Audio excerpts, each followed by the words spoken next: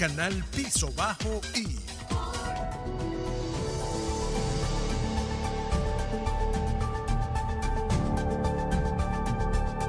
Bien, Lilia Camejo es directora de la organización no gubernamental Justicia Venezolana, es nuestra primera invitada esta tarde. Estamos conversando de derechos humanos en Venezuela y la posición de los organismos internacionales al respecto. Dos ideas que quedaban en el aire: la reforma a los códigos, específicamente Código Orgánico Procesal Penal, la reforma a la Ley Orgánica del Tribunal Supremo de Justicia. ¿Cómo impacta en el retardo procesal? Que es una de las denuncias que en el segmento anterior precisamente hacía mención. ¿Hay realmente... más allá de que sea una recomendación de la Organización de Naciones Unidas, que se plantee en un contexto donde los organismos internacionales buscan cambios respecto a este tema, el de la justicia en Venezuela, tiene un impacto real? Es decir, las medidas que se están adoptando tienen impacto real en este sentido. Bueno, la reforma del Código Orgánico Procesal Penal obviamente la vimos desde un punto de vista positivo, porque se acortaron ciertos lapsos, que eso obviamente favorece e impacta en cuanto al retardo procesal, pero más que el cambio de leyes, cambio de códigos o reformas, aquí lo que se tiene es que cumplir lo que está establecido. Los lapsos se deben cumplir. Si una persona es privada de libertad, se le tienen que hacer sus audiencias en los lapsos que establece el código, porque ahí es donde se presenta el problema del retardo procesal. Nosotros, por ejemplo, dentro de lo que es la justicia penal militar, ahorita vemos con complacencia que se estén abriendo los juicios que tenían un retardo procesal de hasta 3 años. Eso es absolutamente irregular. Igualmente, las medidas privativas de libertad tienen un lapso máximo que deben decaer a los 2 años. Aquí hay personas privadas de libertad hasta con 4 años en procesos de detenciones por razones políticas. Entonces, estas personas perfectamente pueden afrontar o seguir afrontando su proceso penal, pero en libertad. Hay medidas menos gravosas como presentaciones periódicas o casa por cárcel, prohibición de salida del país. No tienen por qué estar privados de libertad. Hay otro punto que es importante que tú conozcas, que es el tema de salud de los presos políticos, tanto civiles y militares. Nosotros llevamos un monitoreo de más o menos 35 oficiales que están sufriendo de problemas de tensión alta. Hemos tenido oficiales con cáncer. Denuncias de desnutrición en el caso de las instancias civiles. Correcto, empiezan a sufrir problemas de la columna, problemas de la piel, problemas de la vista. O sea, toda esta detención trae como consecuencia el problema de salud. La salud empieza a mermar por todo el problema que trae consigo la detención, incluyendo el problema familiar, que son muchas cosas que generalmente no se tocan y la gente lo debe saber. Detrás de una persona privada de libertad hay una tragedia familiar. Esto es importante que la gente lo sepa.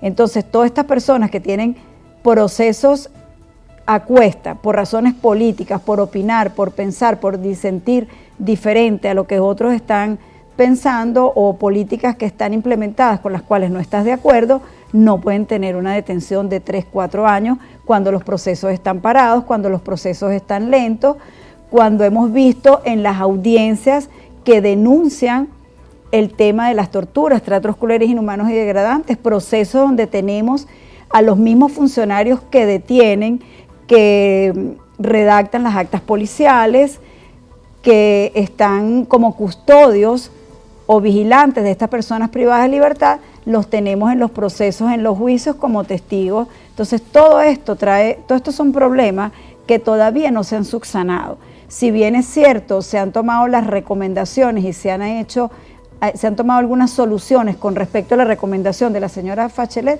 creo que todavía falta mucho por hacer. En el sentido de las condiciones, también es importante destacarlo, el último informe del Observatorio Venezolano de Prisiones hablaba de denuncias de desnutrición severa en el caso de instancias civiles. Y en ese tema de las condiciones, la obligación que tiene el Estado, más allá de las reformas de brindar condiciones humanas a las personas que están privadas de libertad, sea por motivos políticos o sea por motivos civiles, ¿qué se establece en ese sentido? Claro, hay mucha carencia con el tema de los alimentos en las cárceles comunes, porque fíjate que se ha presentado otra irregularidad, hablando de cárceles comunes, que varios oficiales de los que estaban privados de libertad, inclusive en la Dirección de Contrainteligencia Militar, fueron trasladados a cárceles comunes. Cuando el informe anterior de la señora Bachelet recomendó que las policías políticas no eran centros de reclusión, porque esos son centros temporales. Cuando la persona es detenida puede pasar por allí y luego debe ir a los centros como tal penitenciarios. Para empezar, que las personas que son condenadas en las policías políticas no cumplen lo que es la redención, para que le vayan restando el tiempo de trabajo, de estudio que deberían de tener en esos sitios. Pero bueno, en fin, los militares que estaban detenidos en estos cuerpos de seguridad fueron trasladados, varios de ellos, a cárceles comunes. Ahí yo considero que es una irregularidad, una arbitrariedad, porque ellos deben ser llevados a las cárceles militares. Aquí en Venezuela hay 3 cárceles militares, una ubicada en Santa Ana, en el estado Táchira, La Pica tiene un anexo militar que está en el estado Monaga, y la cárcel militar de Ramo Verde. Ahora bien, en todos estos sitios de detención hay carencia de alimentos.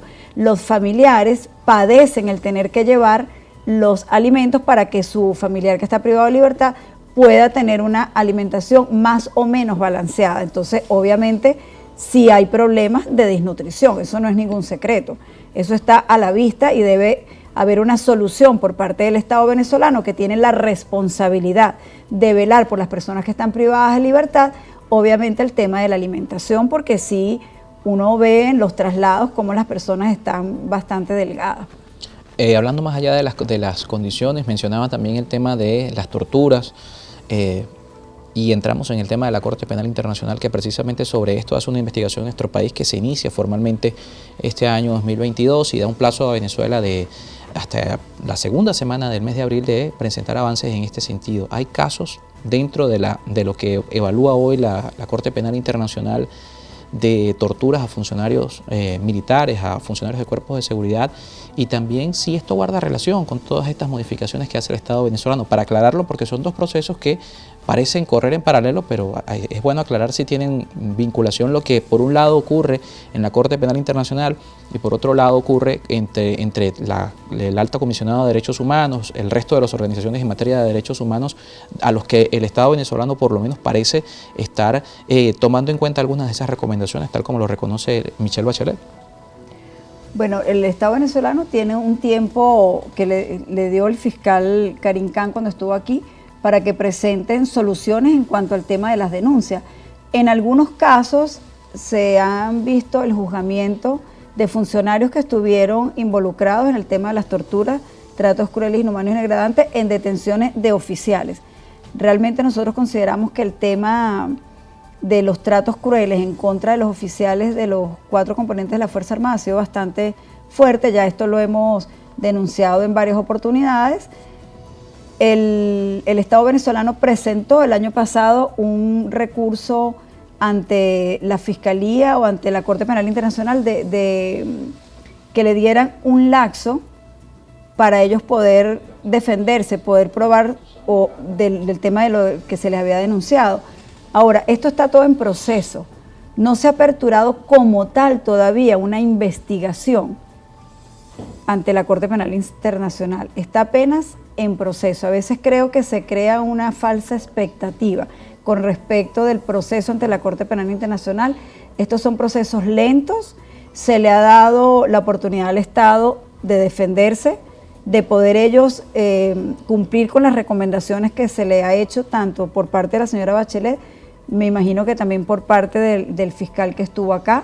Nosotros siempre esperamos que esto tenga una solución, que se pueda mejorar el tema de los derechos humanos aquí en Venezuela. Creo que esa es la recomendación que puedo hacer en este momento.